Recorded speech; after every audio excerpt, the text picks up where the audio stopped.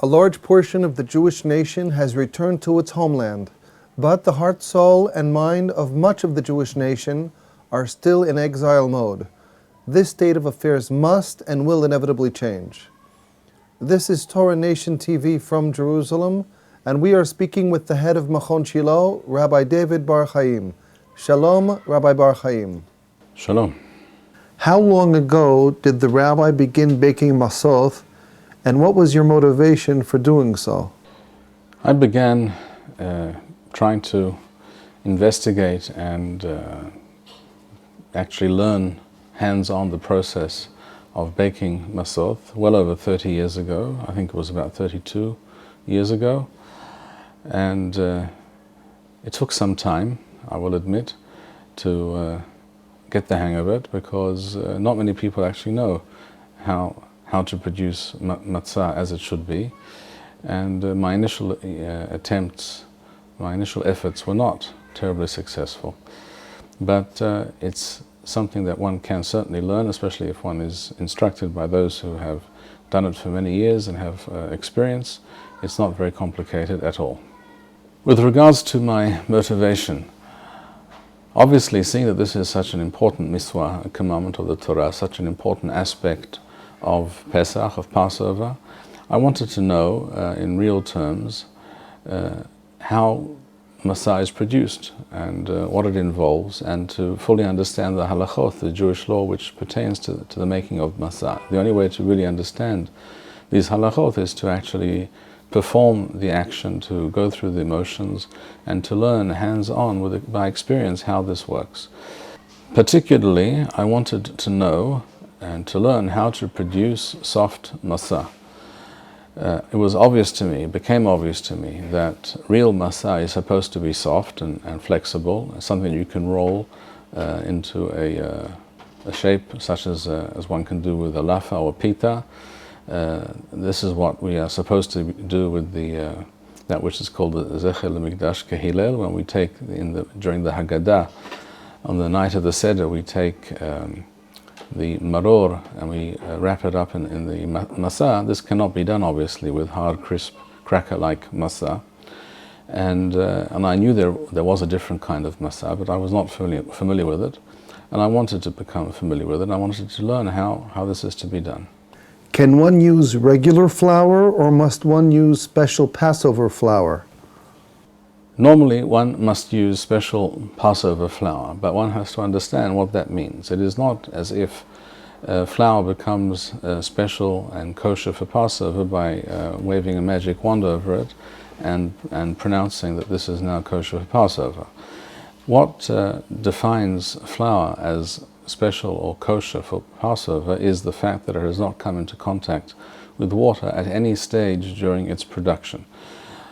So that what we are interested in is wheat that was harvested and then stored, if it was in fact stored before it was ground into flour, without any possibility of water coming into contact with the wheat. This is not always the case, because very often commercial flour, not always, but very often commercial flour is deliberately moistened with water, or even soaked in water briefly before it is ground into flour, in order to remove the outer husk of the wheat. This does not make the flour unacceptable for Passover necessarily, but we prefer to avoid such a thing, and that is called matzah shemura, matzah that is made from flour, from kemach, that is kept far from water during the entire process.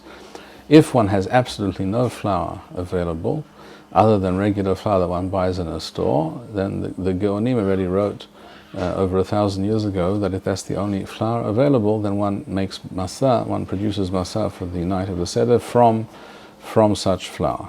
There are a number of sources here in Israel. I can't speak for other countries with which I'm unfamiliar, but here in Israel there are a number of sources of locally produced flour from wheat grown here in Israel, which is immediately milled into flour and is all kept far removed from any possibility of contact with water. And such flour, without a doubt, even if it is not specially labeled as kosher for Passover, it is definitely appropriate and correct to use it for the production of matzah. Is it true that the whole process from start to finish has to be completed within 18 minutes?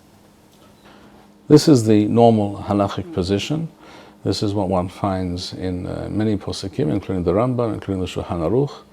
But as I have explained on other occasions, in truth, this is not correct. First of all, it needs to be said that, of course, if one wishes to abide by that halachic position, that the entire process, or rather that the dough not be allowed to sit around without being worked on and without being formed into matzah for more than 18 minutes, if one wishes to abide by that halachic position, then one may certainly do so. And it's not impossible to do so. But it is also worthwhile to know that the truth of the matter is that this is not halachically correct and necessary. The statement of the Talmud and the Talmud Bavli says that a dough left alone, without not being touched, not being worked and kneaded, etc., by a human being, for the time that it takes to walk from Tiberia to Migdal Nunaya, from a certain point in the Galil to another point in the Galil, for the purpose of this discussion, is the time that it takes to walk 1 mil, 1 Roman mile apparently. But in fact, that is an incorrect reading in the Talmud. There are manuscripts of that discussion in the Talmud Bavli which do not mention the distance between these 2 points, from Tiberia to Migdal Nunaya, as being a mil, which is in fact very correct, because the distance is not 1 mil, it is in fact 4 mil, which is explicitly written in the Talmud Yerushalmi. The time that the dough may remain untouched and still not be considered chametz is up to the time that it takes to walk 4 mil, which 4 Roman miles. That is at least how I understand the concept of mil as it is used in that sugya. And that in fact comes to approximately 6 kilometers, and that means approximately 45 minutes at the very least. And therefore, a dough that was allowed to sit around even for up to half an hour or more, even up to 45 minutes at the most, shall we say, would still not necessarily be considered to have become hametz, have become asur, to be used for Pesach. So it's important to know that one does not have to work at a frenzied pace. One does not have to be in a state of panic when making matzah in one's own kitchen, in one's home, or with friends, wherever it may be. It is possible to do this task, to undertake the production of matzot, and remain calm and collected and go about in a normal fashion. And even if the process takes more than 18 minutes, it is still entirely kasher, without a question. But again, if one wishes to go by what is considered to be the standard halachic position, that it has to be completed in 18 minutes, one can do so. And that's also possible, in which case one should have a few people on hand, so that one person is in charge of the kneading, another person is in charge of forming each ball of dough that is removed from the large lump of dough into an individual matzot. Another person is in charge of the baking of the matzot, and in that fashion the process flows smoothly and there is no problem. Can the rabbi give us a recipe for preparing the dough? Many people have asked me this question, and my answer is that I do not have a recipe. I have discovered over the years, both by making matzah at home and also by baking bread at home, that different types of flour require different amounts of water, and it is very difficult to be precise about these things. My experience tells me that it is wise to take the amount of flour that one wishes to make into a dough, to add a small amount of water and begin to mix, and then add some more water, constantly adding small amounts of water until the dough begins to take shape and come together. And this is something which is learned by experience. It can't really be described. And that's the first step, to understand that the dough has to be properly mixed. The flour and the water have to be mixed thoroughly, either by hand or in some type of mixing machine. and I would not add too much water at a time, but rather add small amounts of water and see how the dough comes together.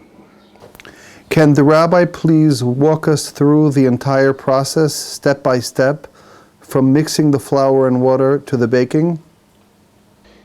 In brief, one takes the flour that one has set aside for this purpose, and also one takes water that has set aside, which is called Maim Shelanu, which means that one should take water from the tap is fine, put it in a bottle or some other vessel the day before the end of the day, before sunset, and put it aside, if possible, in a fridge or in a cool place. The idea is that the water should be cool, not warm, certainly not lukewarm or hot. That's definitely not acceptable. The water has to be cool. Most people believe that one cannot add salt to matzah, and this is a well-known halachic position. This too is not true in actual fact. One may put salt in the matzah, but again, if one wishes not to do so, it's entirely possible to make matzah without salt. One takes the flour, therefore, and the water, and the salt if one wishes to use salt, and mixes them together. I'd take some salt, mix it into with the flour first, mix it together, mix it with a spoon or a mixing utensil so that the flour and the salt are mixed together, and then I add the water and begin to mix it together until it comes together as I described. The other thing to know is that it is necessary, once you have mixed in enough water, etc., and mixed the water and the flour properly, it is necessary to knead the dough thoroughly. Many people, including many factories that produce matzah,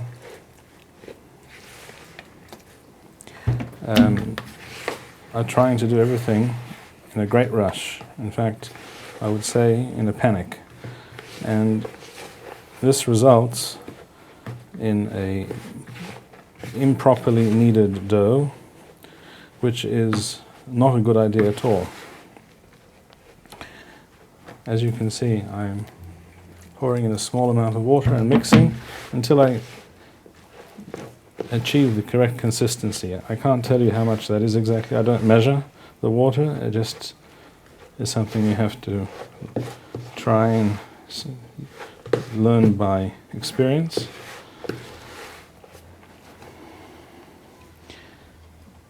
And not pour too much at one time. Take things slowly. One should not be doing this in a state of panic or hysteria. This does not require any hysterics. Making matzah is a very simple and basic fundamental skill that every Jew should have. It of course is akin to baking bread. I also know a little bit about baking bread. And knowing how to bake your own bread at home will help you learn and know how to bake matzah at home as well. At this point, I'm just going to punch it down with my fists and see what kind of consistency I have got. I can tell you this dough is very, very cold at the moment because of the very cold water, which is good because you don't want the water to be warm. In fact, you're not allowed to bake matzah with warm water or lukewarm water. The water should be at the very most room temperature, but if it's the colder there is, the better. This is already not a bad consistency, so I'm not going to add any more water right now. I'm going to punch it down a bit more for a while.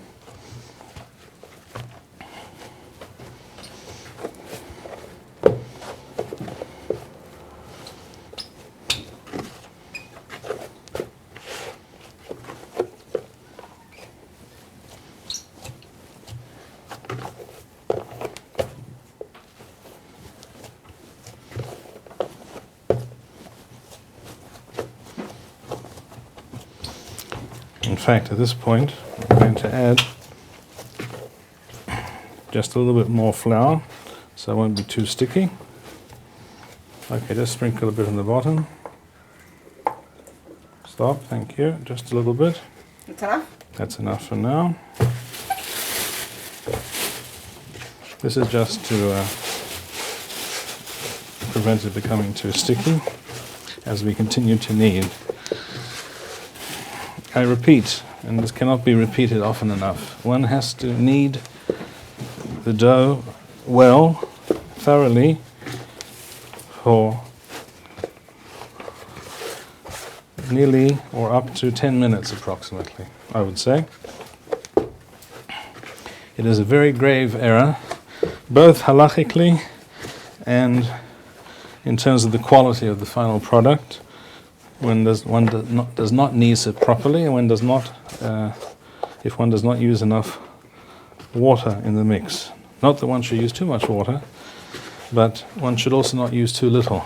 In fact, the Baal Tanya writes explicitly that due to all kinds of humroth and hysteria regarding the baking of matzah, it became quite common for people to use very little water when preparing the dough, too little, which resulted in the possibility, increased the likelihood at least, of small amounts of flour not being properly incorporated into the dough. And this, he says, also led to the other chumrah known as gebrochts or sharui. In other words, it was in fact the case that occasionally you might find a small amount of flour which was not properly mixed into the dough. And this is because people were not using enough water, and also because people were hysterical about having to do everything in superhuman time, which is not necessarily not true. At this point, again, we're going to add a little bit more flour. Thank you. It's enough? Yeah, it's enough.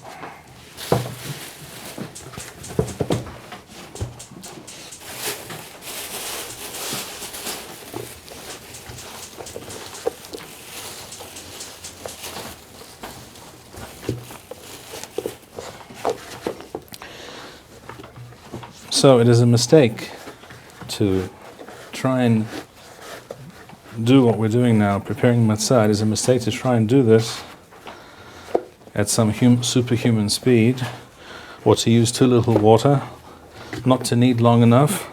All these are a mistake. This is not what you should be aiming for. What you should be aiming for is a properly kneaded, properly incorporated dough. Then there will be no possibility of flour not having been mixed in properly, and the dough will work better, be easier to handle, be easier to roll out, and the final taste also, the end product, will be superior. And I suggest that it be kneaded for 8 to 10 minutes.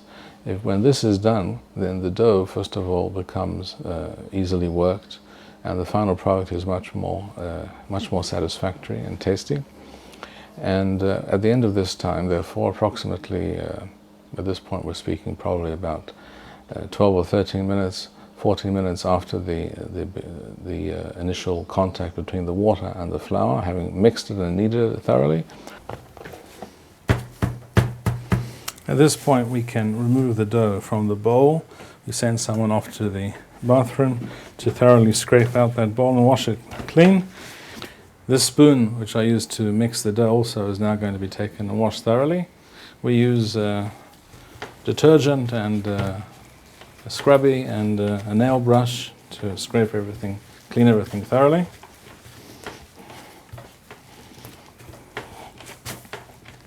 And we sprinkle a little bit more flour in the center here, just to help with this process. It won't be too sticky. And I should explain at this point that what many people have heard is that matzah has to be made and finished, the whole process must be completed within 18 minutes. There are many reasons why this statement is in fact entirely untrue, but even if it were true, and I can't go into the details of all this now, why it's not true and all the different explanations and the facts and figures involved here, but even if it were entirely true, it's necessary to know that the halakha is, and this is undisputed, the halakha is that as long as the dough is being kneaded or worked or rolled out, as long as something is being done with the dough and it's not being left to sit quietly by itself, it cannot become hametz, even if you do this all day long. This is what it states in the Talmud, this is what it states in all the Rishonim, in all the Pusakim, without exception. So the clock, so to speak, has not even begun ticking unless the dough is left to sit by itself. And as long as you're dealing with the dough, kneading, working it, etc., there is no reason for undue haste and looking at the clock every moment and getting panicked. Again, panic only leads to a less successful product, and the extreme panic will lead to poorly baked and poorly kneaded and poorly produced matzah. All right, at this point what we do, we break off a small ball like so, put it into a ball like this, and we hand it to one person who is then going to work it into a piece of matzah. And we do this with another piece of dough.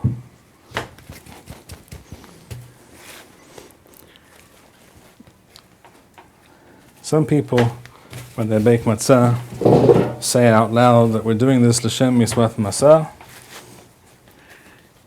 It's actually self-evident that when we're doing this Erev Pesach, it's l'shem misvat matzah. And it's not absolutely necessary to say so, but it certainly doesn't hurt, but that's what we're doing. Here's another ball of dough, and so on. And now, each of these balls has to be rolled out into a matzah. Let's just say, wait a second. We're just sprinkling a little bit of flour on the plastic to prevent sticking. And when it comes to rolling out, either an empty wine bottle that's been scraped off and is entirely smooth, as these have been prepared, wine bottles like this can be used as rolling pins, or one, if one knows what one's doing, one can do it actually by hand without a rolling pin at all, as I will show you in a moment.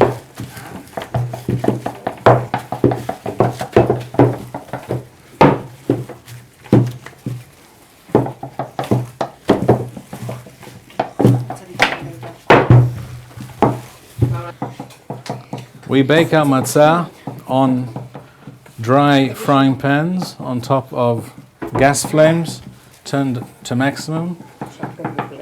After many years of experience and trying different methods, this in my view is the most successful, results in the best. The baking is very quick, about a minute and a half each side, and the matzah comes out soft, pliable. You can roll it into a roll, like a lafa, like a tortilla, and that is in fact how matzah should be. Now, regarding making holes in matzah. Many people make holes in their matzah. We do this, if you want to do so, by using a fork, as you can see here. Some people feel, some poskim are of the opinion that it is necessary that the matzot do not puff up during baking.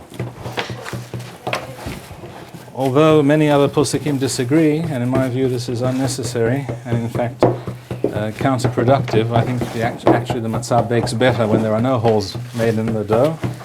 So sometimes we make some with holes and some without holes. It's all a question of personal preference. Personally, I do not find it necessary to make holes at all. And the puffing up of the matzah is in no way a problem, halachically or any other way. It only proves that the matzah is actually baking properly. So as you can see, the dough that it remains is constantly being worked. You can also use gloves, by the way, rubber gloves, disposable rubber gloves, latex gloves, plastic gloves, etc. Often I do that, sometimes, like now, I'm not doing that. I should point out also that you can bake matzah during Pesach as well, it doesn't have to be before Pesach. This is what our forefathers did, they baked fresh matzah every day. We sometimes bake matzah during Pesach as well. And we always make matzah for many years now, perhaps 30 years. We're making matzah the night of B'dikat Chametz. After B'dikat Chametz, we prepare 30 or 40 matzot, and we put them in, divide them between a number of plastic bags, place them in the freezer. In the late afternoon, Erev Pesach, a few hours before Shul, I take them out of the freezer, the ones that we are going to use that night, and they thaw out. By the time we get to the Haggadah, where we want to, where we're near to wanting to eat the matzah, at that point, I place the ones we're going to use at the Seder on the hot plate, on the plata, or something like that, covered by something else, or on top of something else that doesn't burn, to warm them up, and they come out almost as if they were freshly baked. Come. If it's finished, go wash your hands. You have to go wash your hands, Asa. Go. It's possible also to do this without using any kind of rolling pin. I use the flat of my hand. I make a ball and I press it down. And you can do two at a time. And you actually don't need, I like to make the matzot smaller, and you don't actually need to use the rolling pin if you don't want to. If you wish to roll it out a bit more, you do a little bit, but not, you don't. The trick is not to press too hard and to keep rotating a quarter turn each time, approximately. Rotating in this fashion.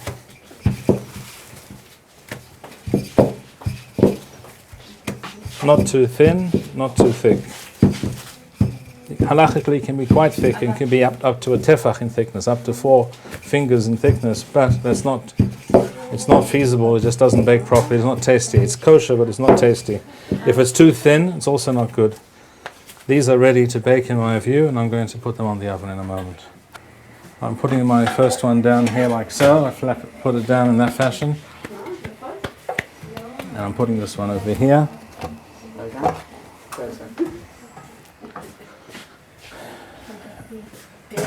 These are without making holes, as you will see. Shmaya, tap down the edges, the sides, that's the din. Okay, very good. And everything else will now be washed thoroughly, everything will be scraped off, and all of the plastic cover will be now folded up and thrown away, ready for the next round. Here we have the first batch. By the way, you can see my hands have been thoroughly scrubbed and cleaned, nothing left. This is the first batch of our matzah. This is a matzah that had some holes made in it. There's another one with holes. This is one that I made now without holes. And you can see that they're all flexible and they bend and they can be rolled and shaped. They're not hard, they're not brittle. And if they're placed into plastic bags and put into the freezer, whilst even a little bit warm still, that's okay. Certainly you don't have to wait till they cool down completely. You put them in the freezer. When you take them out, keep them in the plastic bag and let them thaw out in the plastic bag, so there will be water and moisture in the bag. And when you're ready to eat them at the Seder, you take them out of the bag, and if you want, you can warm up a few on the platter on top of something wrapped up in a towel or something else, and you will not be disappointed. I used to use a glass wine bottle, either full of wine or water to make if one wants it heavier, or without anything in it if one wants it lighter, having removed the labels beforehand by soaking and scraping. So a clean, smooth surface, such as a glass bottle, can be used for a rolling pin. But I have discovered in recent years that it works just as well, in fact, if not better, by using one's hand. That is to say, I flatten the ball of dough with my hand and make it into a small, flattish pita sort of shape, and continue to flatten with my hand and stretch it a little bit. I try and keep the matzah fairly small in diameter, not very, very large.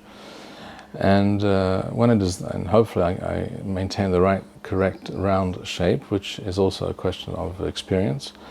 And when I've achieved this, some people at this point like to make holes in the matzah. many years ago I used to make holes in the matzah, but then I stopped doing so. I realized that there's no purpose at all in doing so. The idea that if the matzah puffs up whilst baking, that there somehow is something undesirable or an indication of himutz, of the fact that this has become leaven, this is entirely spurious. There is absolutely no basis for such an idea. I do not make holes in the matzah any longer, not for some years, and I take that matzah and then it is placed on a hot surface. The most important thing to know about baking matzah is how to bake it, in what kind of utensil and what kind of oven it can be baked. My initial attempts, going back over 3 decades, were to go through the process that I just described and then place it in a regular Western kitchen oven. And the result, frankly, was inedible, because the matzah emerges from such an oven hard and brittle as a rock, and one could literally break one's teeth on the final product. That is obviously not the way to go. Having discussed this with different people who knew more about it than I did, including once when I was at the home of my teacher, Rav Yosef Gafe Halkapa, and I discussed it with him and his wife, who was present, and she told me that it cannot be done in a regular kind of oven that we have in our kitchens nowadays, but it has to be cooked in a special kind of oven or on a very hot surface. The kind of hot surface that is known in Israel, shall we say, as a saj, or some kind of a skillet or plancha, or even a frying pan, a dry, clean frying pan, placed on a hot, it could be an electric range, a very hot electric range, or ceramic range, or a gas stove. If the matzah is placed on the hot surface, it begins to bake immediately, and it bakes very quickly, about 1.5 minutes each side. And if one has such a dish or a frying pan or some kind of a low sautéing dish for cooking dish with a lid, it works even faster and even more efficiently, because it traps the heat above the matzah as well. And it bakes very quickly, and one should be careful not to overbake the matzah. Overbaking is not something that is desirable. It leads to a hard, brittle, and not terribly satisfactory product. The matzah should be soft. It takes very little time to bake. It shouldn't be, the matzah does not have to be very thick, and should not be paper thin. It should be rather thin, but not absolutely paper thin. And then the final product will be tasty and flexible, soft, and in fact delicious. And of course, one can also perform the miswa of the korech, of folding the matzah, wrapping it around the maror, as was intended. I should mention that there are other options for baking other than the frying pan, the dry, clean frying pan. Of course, no water, no oil is used, or the kind of sautéing pan or dish that I described.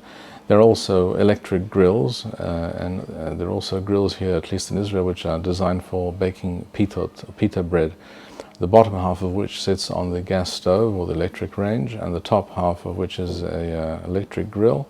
And there is a kind of place in the middle of this utensil on which one places the pita, or the matzah in this case. This is also possible. These are very hot, and one has to keep it inside this utensil for a very brief amount of time, unless one wants the matzah to burn very quickly.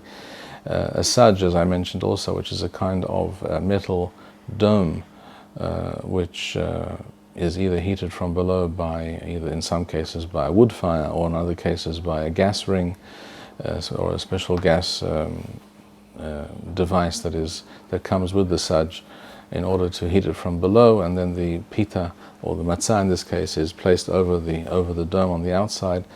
This is how many Arabs and Bedouin and Druze bake their traditional pitot, and a matzah is essentially the same kind of thing. It's just not allowed to become leaven. But the process and the type of bread that we're discussing, a flat bread, is exactly what matzah is. It is not like a European loaf of bread, in other words, a high and thick loaf of bread. It is something thin and flat, and it has to be baked in the appropriate manner. And this is exactly why Jews in Europe, the Ashkenazi Jews, were not always familiar with the correct technique for producing this kind of matzah. And that is one of the reasons, at least, why European matzot became hard and cracker-like. It also had to do with the fact that they were producing matzah only once. They didn't bake regularly every day during Pesach. They baked usually a couple of weeks before Pesach, and they stored it. And if you want to produce matzah and store it for a couple of weeks, and without it becoming full of mildew and becoming inedible, essentially, and becoming stale, then one has to make a dry, cracker-like matzah. But again, the true and authentic matzah is soft and can be rolled into a roll for the mitzvah of korech, and is also very tasty, one might add. What about hafrashat challah?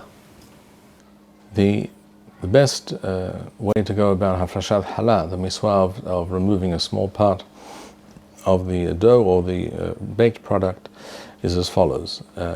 Very often there will not be a sufficient amount in each dough to require hafrashat challah, but there is something called siruf sal, where we take all the baked matzot and put them together into a basket or a bag or some kind of oven tray or something, where we put them all together, and then having done so, we have a sufficient amount to be able to be required to take challah, and we can do so with the bracha. And one takes a small amount from one of the matzot and says the bracha and says harezo challah, and this is with this we perform the mitzvah of hafrashat challah. We wrap it in a piece of plastic and throw it away.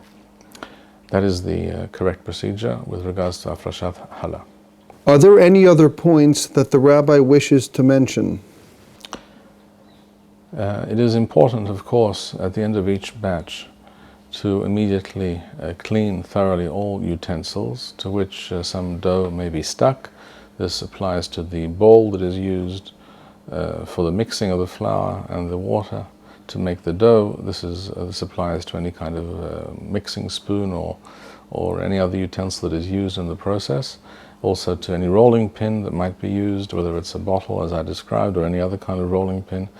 All such things have to be cleaned and scraped thoroughly, so no dough is left anywhere in any of these utensils. The same also applies to one's hands. If dough becomes stuck to one's hands during the production of the matzot, one has to thoroughly clean one's hands with some kind of, preferably with some kind of brush, hand brush, nail brush, and soap and water, so that all dough is removed. That is why I also recommend, if possible, wearing disposable latex gloves or something of the sort for each batch, and at the end of which batch one can throw the gloves away and take a new pair for the next batch, and then one doesn't have to spend so much time examining one's hands. These are some of the common issues that one should be aware of, and in summary, I would say that baking matzah, when a family gets together before Pesach and bakes matzah, this is a very powerful and satisfying experience, a very educational and meaningful experience for the family, for everybody. And it is entirely incorrect to imagine, as some people do, that the baking of matzah, the production of matzah, is something that only great experts in certain companies which charge exorbitant amounts of money for doing, are able to do. This is something that was always done in every Jewish home. This is how things were in ancient times, and not just ancient times, even down to the present time in many communities in the Jewish world. And it is entirely correct and desirable, in fact, that people relearn this skill and this ability of baking their own matzot. Thank you, Rabbi Bar-Hayim. We would like to encourage our viewers to share these videos with friends and send in your responses. We would also like to suggest the following opportunity to our viewers. If you identify with Rabbi Bar-Hayim's message and would like to sponsor or dedicate a video interview with the rabbi in honor or memory of a loved one, if you would like to obtain Birkon Nusach Eretz Yisrael or invite the rabbi for a speaking engagement, please email us at office@machonshilo.org.